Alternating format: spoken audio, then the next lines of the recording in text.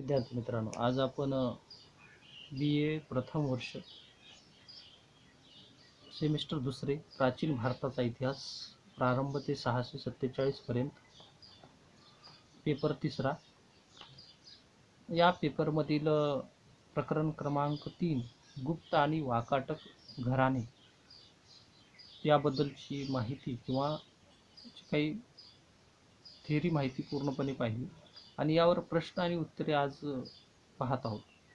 त्यामध्ये कालच्या पिरियडमध्ये आपण गुप्त साम्राज्यामधल्या चंद्रगुप्त प्रथम असेल, समुद्रगुप्त, त्याच्यानंतर चंद्रगुप्त द्वितीय, सुवर्णयुग आणि गुप्त साम्राज्याच्या ज्या काही ऱ्हासाची जी कारणे होती ती कारणे यावर आधारित प्रश्न आणि उत्तरे आपण पाहिली.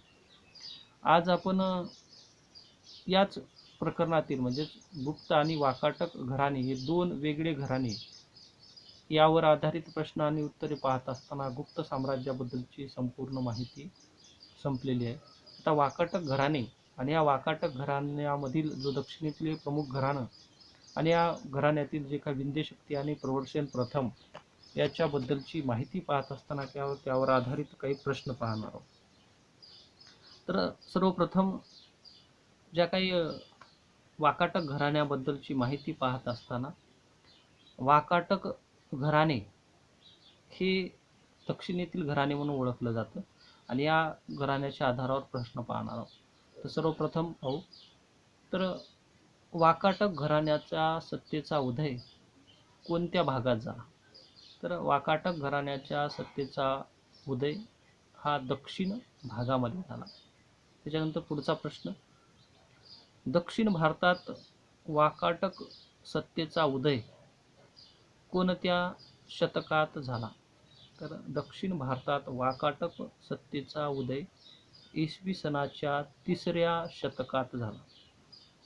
त्याच्यानंतर पुढचा प्रश्न, वाकाटक घराण्याच्या कालखंडात किंवा वाकाटक घराण्याच्या सत्तेच्या कालखंडात कोणत्या अन्य शासकचा संबंध लक्षात येतो किंवा वाकाटकांच्या समकालीन कोणती राजसत्ता होती? तर वाकाटकांच्या समकालीन किंवा जे काही त्या काळातली सत्ता म्हणजेच गुप्त ही सत्ता होती. पुढचा प्रश्न, डॉक्टर के.पी. जयस्वाल यांच्या मते वाकाटकांचं मूळ स्थान कोणतं? तर डॉक्टर के.पी. जयस्वाल यांच्या मते वाकाटकांचं मूळ स्थान बगत जो वरची राज्यामध्ये आहे ते. आणि डॉक्टर वी.वा. मिरासी यांच्या मते वाकाटकांचं मूळ स्थान कोणतं? तर डॉक्टर वी.वा. मिरासी यांच्या मते वाकाटकांचं मूळ स्थान हे दक्षिण भारत आहे. त्याच्यानंतर पुढचा प्रश्न, वाकाटक घराण्याची स्थापना केव्हा झाली किंवा कोणत्या वर्षी झाली? तर वाकाटक घराण्याची स्थापना इसवी सन 250 मध्ये वाकाटक घराण्याची स्थापना झाली. पुढचा प्रश्न, वाकाटक घराण्यावर आधारित काही प्रश्न पाहत आहोत. त्या म्हणजेच वाकाटकाविषयी कोणत्या लेण्यामधून शिलालेख आढळतात किंवा वाकाटकाविषयी कोणत्या लेण्यामध्ये शिलालेख आढळतात? तर वाकाटकाविषयी अजिंठा या लेण्यामध्ये शिलालेख आढळतात. पुढचा प्रश्न, वाकाटक राजाविषयी कोणता उल्लेख आढळतो? वाकाटक राजाविषयी नरपतीच असा उल्लेख आढळतो. पुढचा प्रश्न, वाकाटक साम्राज्याबद्दल किंवा राजघराण्याबद्दल सापडलेले कोणते दोन ताम्रपट महत्त्वपूर्ण मानले जातात? तर वाकाटक साम्राज्याबद्दलची माहिती देणारे दोन ताम्रपट म्हणजेच वाशिम येथील ताम्रपट आणि पुणे या ठिकाणी सापडलेला ताम्रपट. त्याच्यानंतर पुढचा प्रश्न, कोणत्या ठिकाणच्या शिलालेखावरून वाकाटक घराण्याची महत्त्वपूर्ण माहिती मिळते? तर अजिंठा येथील शिलालेखावरून वाकाटक घराण्याबद्दलची संपूर्ण माहिती मिळते. अजिंठा लेणी समूहापैकी कोणती लेणी ही वाकाटकांची कला अभिव्यक्ती होती? अजिंठा लेणीमधील लेणी क्रमांक किंवा अजिंठा लेणी समूहामधील लेणी क्रमांक 1, 2, 16, 17, 19 या लेण्या वाकाटकांची अभिव्यक्ती किंवा वाकाटकांनी त्या कोरलेल्या आढळून येतात. पुढचा प्रश्न, मध्य प्रदेशातील ओरछा जिल्ह्यातील कोणत्या गावाच्या नावावरून वाकाटक घराणे असा उल्लेख डॉक्टर जयस्वाल यांनी केला? तर मध्य प्रदेशातील ओरछा संस्थान किंवा जिल्ह्यातील वाकाट नावाच्या गावावरून वाकाटकांचा उल्लेख केलेला आढळून येतो. त्याच्यानंतर पुढचा प्रश्न,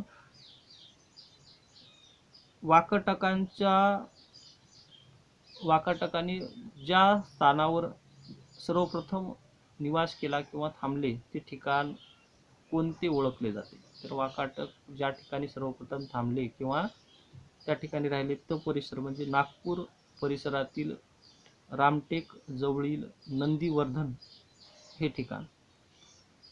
पुढचा प्रश्न, डॉक्टर मिराशींच्या मते वाकाटकांचं मूळ स्थान कोणते होते? डॉक्टर मिराशींच्या मते वाकाटकांचे मूळ स्थान नंदीवर्धन हे होते. नंदीवर्धन म्हणजेच रामटेक परिसरातील एक नंदीवर्धन हे ठिकाण.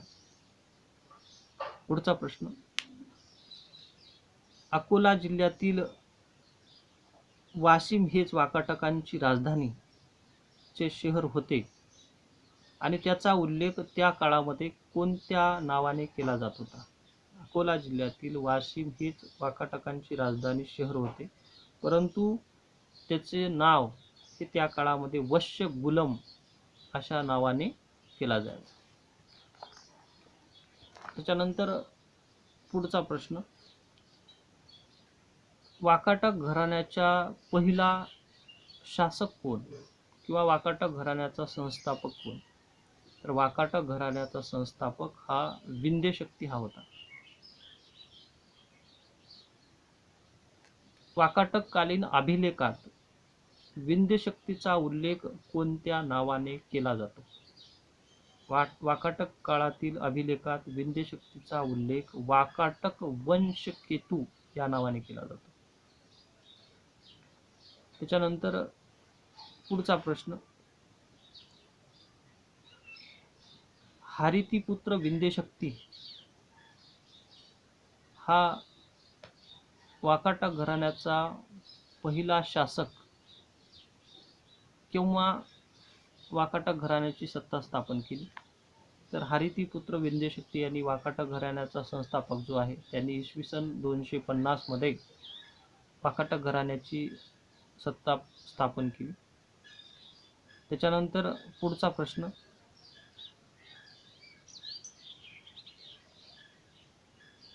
वाकाटक घराण्यातील जे काही संस्थापक असेल किंवा राजा होता त्यांना कोणत्या नावाने ओळखले जात होते? तर वाकाटक घराण्यातील राजा असेल किंवा राजा असेल त्याला नरपती म्हणून ओळखले जात होते. पुढचा प्रश्न, वाकाटक घराण्याच्या विंध्यशक्तीनंतर कोणता राजा राजसत्तेवर आला? तर वाकाटक वंशातील विंध्यशक्तीनंतर त्याचा मुलगा प्रवरसेन पहिला हा राजसत्तेवर आला. पुढचा प्रश्न, प्रवरसेन पहिला हा केव्हा सत्तेवर आला? प्रवरसेन पहिला हा इसवी सन 277 मध्ये सत्तेवर आला. त्याच्यानंतर पुढचा प्रश्न, प्रवरसेन पहिला यांनी कोणते यज्ञ केले? प्रवरसेन पहिला यांनी अश्वमेघ यज्ञ केले. पुढचा प्रश्न, कोसल, कलिंग, आंध्र आणि सारा हा परिसर कोणत्या वाकाटक राजांनी आपल्या राज्यात समाविष्ट केला? तर कोसल, कलिंग, आंध्र आणि सारा या ठिकाणचा प्रदेश, सारा नावाचे एक ठिकाण आहे, तो परिसर हा प्रवरसेन प्रथम यांनी आपल्या राज्यात समाविष्ट करून घेतला. त्याच्यानंतर पुढचा प्रश्न, वाकाटक शासक प्रवरसेन प्रथम यांनी किती काळ राज्य केले? वाकाटक शासक प्रवरसेन प्रथम यांनी 60 वर्ष राज्य केले. त्याच्यानंतर पुढचा प्रश्न,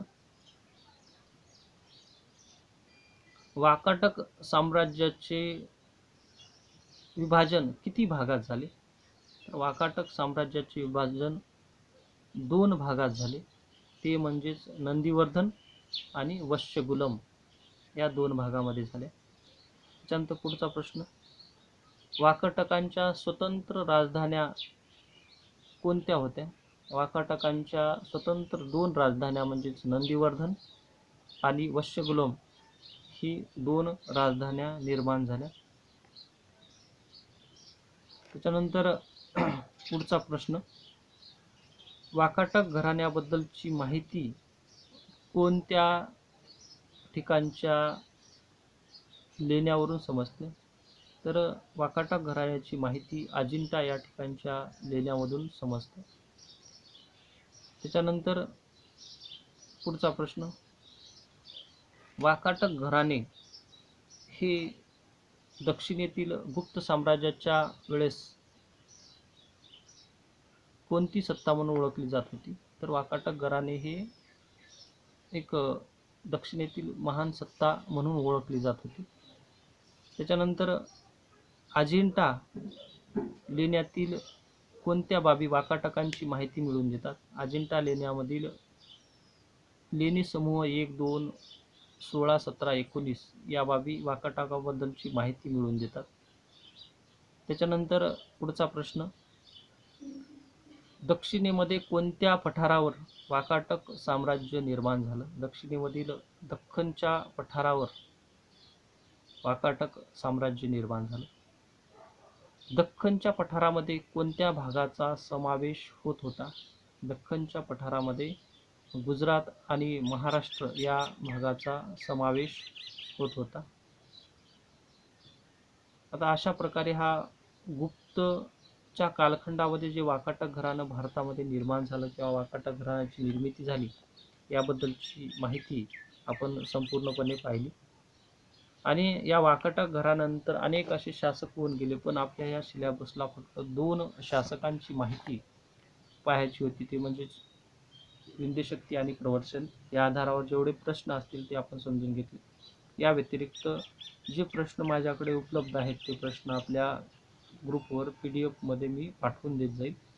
हे प्रश्न त्याचबरोबर मी पाठवलेले प्रश्न हे दोन्ही प्रश्न महत्त्वपूर्ण मानले जातात. तर याचबरोबर प्राचीन भारताचा इतिहास जे BA प्रथम वर्षातील सेमिस्टर 2 आणि पेपर 3 आहे, हा पेपरमधील जे काही प्रकरण क्रमांक 3 संपूर्णपणे संपला आहे.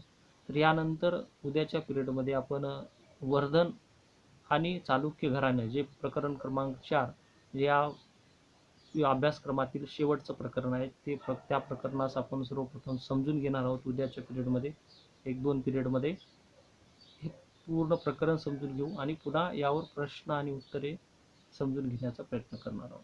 तर आज आपलं प्रकरण क्रमांक 3 संपूर्णपणे संपलेलं आहे. तर उद्याच्या पिरियडमध्ये प्रकरण क्रमांक 4 वर्धन आणि चालुक्य जे घराणं याबद्दलची माहिती हे संपूर्णपणे पाहणार आहोत.